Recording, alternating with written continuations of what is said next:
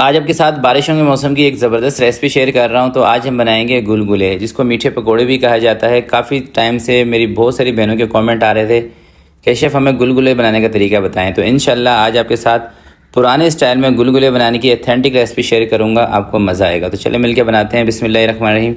तो सबसे पहले आपने लेना है 2 कप खालिस गंदम का आटा, ठीक है। और अगर ये आटा आपको थोड़ा सा मोटा मिल जाए ना, दरदरा सा, यानी कि बूर वाला आटा, जो कि पहले टाइम में आता था, आजकल तो बूर वाला आटा आते ही नहीं है, तो ज़्यादा बेहतर है। ये चक्की वाले को आप बोल के बूर वाला आटा ले भी सकते हैं, उससे गुलगुले ज़्यादा मज़ेदार बनते हैं। 2 कप आप आटा ले लें। 1 कप आपने इसके अंदर शुगर का पाउडर शामिल कर देना है, ये नॉर्मल मीठा रहेगा इससे, ठीक है। 2 चुटकी आपने इसके बीच में शामिल कर देना है बेकिंग सोडा, यानी कि खाने का सोडा।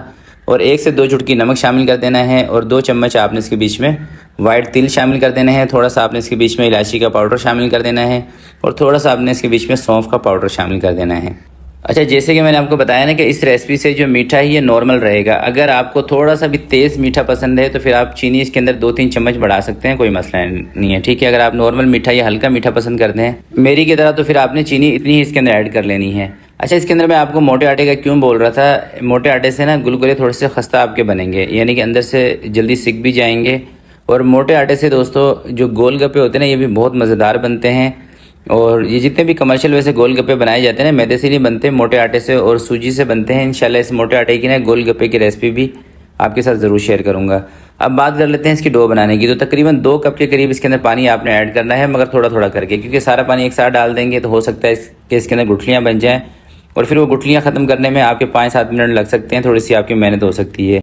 तो बेहतर तरीका ये है कि थोड़ा थोड़ा करके पानी इसके अंदर ऐड करें और चम्मच से इसके अंदर अच्छी तरीके से चम्मच चलाते रहें ताकि गुठलियाँ ना बने। और थोड़ा सा आपने इसको फेंट भी लेना है ताकि ये थोड़ा सा फ्लफ़ी हो जाए। अच्छा, यहाँ पे मैं एक बात और आपको बता देता हूँ कि ये जो गुलगुले का जो हम आटा बनाते हैं ना, तो इसको आपने ज़्यादा पतला नहीं रखना, ठीक है। जिस तरह से कि आप पकोड़े का आटा बनाते हैं या उसका दही बल्लों का आटा बनाते हैं, वो वाली सूरत नहीं रखनी, उससे थोड़ा सा आपने थिक रखना है। थोड़ा सा इसको फेंट लूँ, फिर मैं आपको ना थोड़ा सा इधर ही चेक कराऊँगा, क्योंकि कढ़ाई पर ना फिर मैं आपको दिखा नहीं सकूँगा, सही ना। तो 2 से 3 मिनट इसको अच्छी तरीके से फेंटने के बाद अब मैं ना आपको थोड़ा सा दिखाता हूँ। आपने थोड़ा सा हाथों को लगा लेना है पानी लगा के, और ये देखिए मैंने पानी लगा लिया इस तरह से, ये देख रहे हैं। थिकनेस कुछ इस तरह की इसकी होगी ना, तो ये जो गुलगुले हैं आपके गोल भी बनेंगे और अंदर से नरम बनेंगे, सख्त नहीं होंगे, ऊपर से क्रिस्पी होंगे मगर अंदर से नरम और मुलायम बनेंगे। तो अब चलते हैं कढ़ाई की तरफ, इसको फ्राई करते हैं। फ्राई करने के लिए ज़्यादा बेहतर तो ये है कि आप घी का इस्तेमाल करें, घी से ज़्यादा टेस्ट आता है। अगर घी का इस्तेमाल आपने नहीं करना, तेल में बनाने हैं तो भी ठीक है, मगर घी ज़्यादा बेस्ट है जायके के हिसाब से। अच्छा, फ्राई आपने इसको ज़्यादा गर्म तेल में नहीं करने हैं। ये आप तेल का टेम्परेचर देख लें, जब इस तरह से कि बबल इसके अंदर से उठ रहे हो ना तेल में से, तो इतने गर्म तेल में आपने इसको फ्राई करना है। और इसको ना फ़ौरन से कलर नहीं आता। अगर आपने तेल में डाला फ़ौरन से ही कलर आ रहा है, तो इसका मतलब ये है कि आपकी जो तेल का टेम्परेचर ये तेज़ है। ऐसा करने से क्या होगा कि आपके गुलगुलों के अंदर ना गुठली बन जाएगी बीच में, यानी कि अंदर से सख्त हो जाएंगे, कच्चे रह जाएंगे। मीडियम गर्म तेल में फ्राई करें, यानी 140-130 के आसपास इसका टेम्परेचर होना चाहिए। और इतने गर्म तेल में कोई 7-8 मिनट लगा के आपने इसको फ्राई कर लेना है, इस तरह से चम्मच चलाते हुए। जब आपको लगे कि ये अच्छे से क्रिस्पी हो चुके हैं, कड़क हो चुके हैं, तो आपने इनको बाहर निकालना है। जब ये अच्छे से कड़क हो जाते हैं ना, तो इसका मतलब ये होता है कि ये अंदर से पक चुके हैं। आप इसको थोड़ा सा हाथ से दबा के देखेंगे, तो अगर ये पेट से नरम हो तो इसका मतलब ये है कि ये अभी कसर में, थोड़े से कच्चे नहीं निकालने आपने, चाहे 1-2 मिनट ज़्यादा लग जाए, कोई मसला नहीं है। और इतनी डिटेल में और इतनी छोटी छोटी चीज़ें आपको इसलिए बताता हूँ जिसकी वजह से हमारी थोड़ी सी वीडियो भी लंबी हो जाती है। कि देखें, ये जो चीज़ें ना, ये आप कोई घर में रोज़ाना नहीं बनाते गुलगुले वगैरह, ये बारिशों के मौसम में इन दिनों में बनाई जाती है, या कभी किसी का दिल कर गया, कोई मौसम अच्छा है तो आप लोग बना लेते हैं।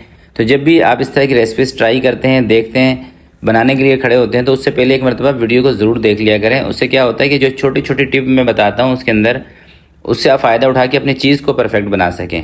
आप सरसरी सी वीडियो देखते हैं उसको फास्ट करके, तो रेसिपी की पूरी डिटेल आपको समझ नहीं आती। जो छोटे छोटे टिप्स होते हैं वो आप समझ नहीं पाते, जिसकी वजह से फिर गलतियाँ आपसे होती हैं और चीज़ का वो वाला रिजल्ट नहीं आता। तो सिर्फ आप इसका कलर चेक करें। अभी ना मैं आपको एक पीस तोड़ के भी दिखाऊंगा, यकीन करें इतने ज़बरदस्त ये गुलगुले आपके बनेंगे कि इंशाल्लाह आपका दिल खुश होगा ये बनाकर। और जिनके लिए आप बना रहे हैं सब आपकी तारीफ़ें करेंगे, इस बात की गारंटी है। बस दोस्तों, आपने इस रेसिपी को कॉपी करके बनाना है, ठीक है। मीठे का मैंने आपको बता दिया, फ्राई करने के तरीके सारे मैंने आपको बता दिए हैं। ज़्यादा गर्म तेल में आपने नहीं फ्राई करना, ठीक है। और इसके अंदर से कोई चीज़ आपको पसंद ना होना, जैसे तिल हो गया, सौंफ का पाउडर हो गया, इलायची पाउडर हो गया, तो उसको आप स्किप भी कर सकते हैं। ये देख रहे हैं अंदर से कितनी जाली है इसके, ऊपर से क्रिस्पी, अंदर से नरम। तो बहुत ज़बरदस्त किस्म की रेसिपी है, ज़रूर आपने इसको ट्राई करना है। अगर आपको भी अपने वालदा के, अपनी दादी के हाथ के बने हुए गुलगुले याद आ रहे हो तो एक मरतबा इस रेसिपी को ट्राई कीजिएगा। इंशाल्लाह वही यादें आपकी ताज़ा हो जाएंगी। तो आज के लिए इतना ही, आपसे मिलते हैं किसी नेक्स्ट वीडियो में। तब तक के लिए अपना बहुत सारा ख्याल रखिएगा, अपने वालिदैन का ख्याल रखिएगा। अल्लाह हाफिज़।